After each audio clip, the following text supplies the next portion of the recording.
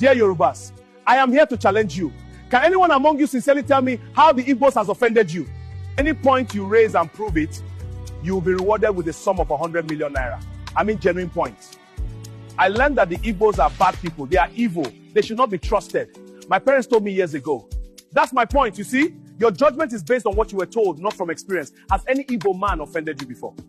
I need an honest evaluation. What have the Igbos done to you to warrant hatred? Someone should talk to me. We are here to discuss unity. The Igbos are land grabbers. They have almost half of Lagos and other cities in this country. What about that? Do they steal the land? Do they pay the owners? Don't they buy those lands? Is it an offense to buy property with your money? Let me remind you that the investment of Igbos were seized in the name of abandoned properties. You should be the guilty one here, not trying to blame someone who bought item with his money, or you stop selling to them. Unfortunately, you pretend not to see the main land grabbers who pay people and collect their lands. Don't you see them? It's a shame that you fight someone who buys from you, but romance someone pay you and collect by force. That's hypocrisy. Any other point why your hatred on Igbos are justified? Nobody has given a tangible reason so far. My own is simple. Igbos are too proud. They are always bragging about everything. I hate that lifestyle. My dear, don't be intimidated by the Igbos lifestyle. Yes, we are proud for a reason. Imagine being successful with 20 pounds. Right. We were given 20 pounds to start life, and today we have turned the 20 pounds to billions of naira. Won't you brag about it? Again, what you call pride is not arrogance. It is our nature. Igbos adopted the leopard as our symbol for a reason. I will explain. Leopard is known for independence. Like the leopard, the Igbo spirit thrives on self-reliance and personal achievement. Leopard is intelligent. The leopard wins through strategy, just as the Igbo value wisdom over noise. What about authority? The leopard symbolizes dignity and leadership, much like Igbo traditional prestige. You must also mention adaptability. Wherever it goes, the leopard survives, just as Igbo people excel wherever they settle. Think about quiet strength. The leopard moves silently but acts decisively, reflecting Igbo strength through results. We must mention courage. The leopard does not fear confrontation, mirroring the Igbo history of resilience and defense. Most importantly is identity. The leopard's unique marks reflect the Igbo pride in culture, heritage, and identity. You can see that what you misjudge as pride and arrogance is just our nature. In is in our vein. No apology to anyone.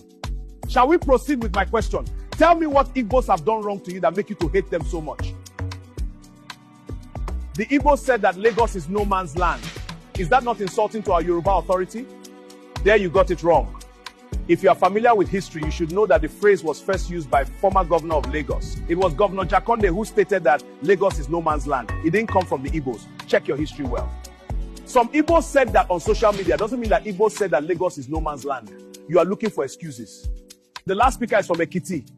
So are you claiming Lagos? Lagos is southwest. Doesn't mean Ekiti man should claim it either. Why not allow the owners of Lagos to lead the fight if they are not happy that someone said that Lagos is no man's land? Why is Oyo man shouting up and down as if Lagos is his state? You claim what is not yours but want to call someone land grabber for buying land. That's hypocrisy at its peak. Well, let me have more points. Why do you hate Igbos so much that most of you are now obsessed with Igbos? During elections, Igbos don't support our candidates. They will always vote for candidates we didn't support. They are rebels. I am glad you raised the point. Let me use the opportunity to educate you on democracy. People make their own choices. You don't impose candidates on people. On the part of Igbos, an Igbo doesn't support substandard leaders or unaccountable leaders. They go against any leader who is not standard enough. The Igbos are Republican in nature. They always go for the best, even at village level.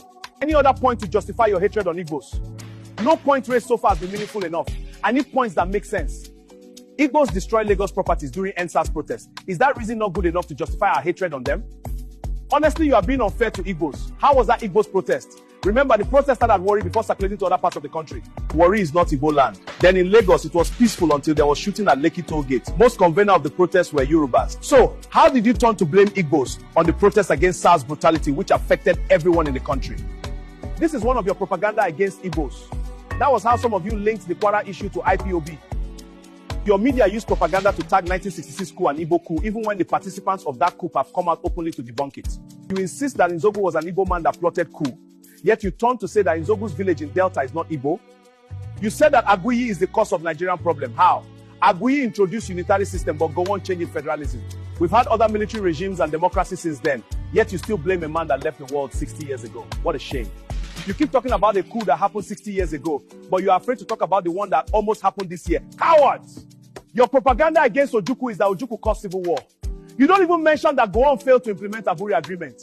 In Aburi, Ojukwu and Gowon agreed on restructuring where every region would control its resources, but your father refused. You know that this was what caused the war, but you have refused to talk about it the way it is. You shy away from the truth. And now you are asking for the same restructuring which your father rejected 60 years ago. Is that not hypocrisy?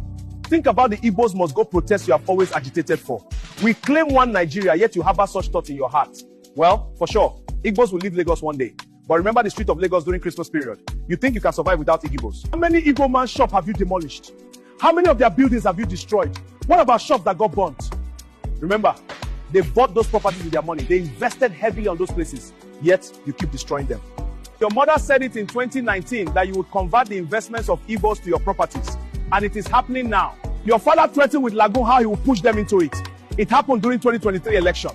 We claim to be one Nigeria. What about the infamous Asaba massacre which your uncle spearheaded?